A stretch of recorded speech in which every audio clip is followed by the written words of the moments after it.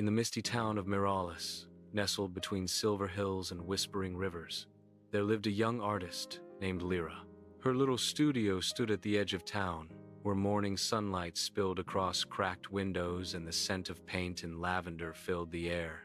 Lyra wasn't famous, but everyone who saw her art felt something they couldn't explain. Her paintings moved. A bird would flap its painted wings. Raindrops would slide down a painted window. Her colors seemed alive as though each brushstroke held a heartbeat. But behind that magic, there was a quiet emptiness. Lyra hadn't dreamed in years. Each night, she lay in bed hoping to see a single image, a face, a place, a whisper, but her mind stayed blank. The colors of her world grew duller with each passing day.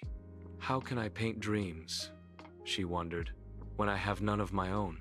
One afternoon, as golden sunlight spilled through her window, a traveler entered her studio.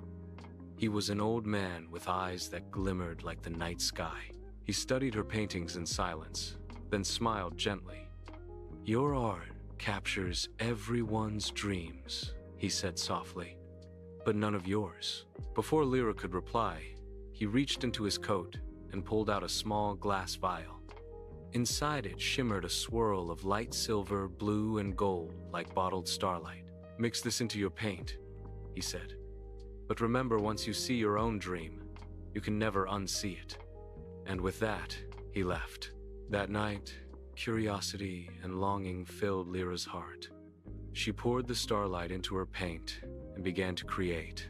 But this time, she didn't paint the ocean or the sky or the forest. She painted her heart, her childhood laughter, her mother's lullabies, her lost hope, her buried fears. The canvas glowed brighter with every stroke until it filled the entire room with light. Then, suddenly, the painting breathed. Lyra stepped closer, and, in an instant, the world around her changed. She was standing inside her own dream.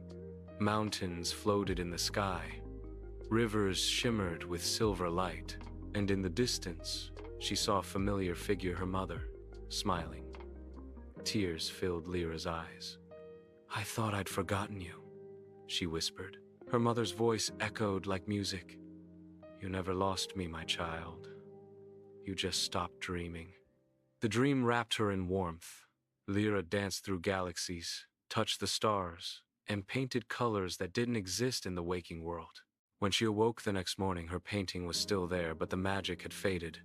No more moving waves or fluttering wings, just color and canvas. Yet something had changed. People from across the land came to see her new work. Her art no longer moved, but it made people feel. They laughed, they cried, they remembered their own forgotten dreams. Lyra smiled. She had finally understood.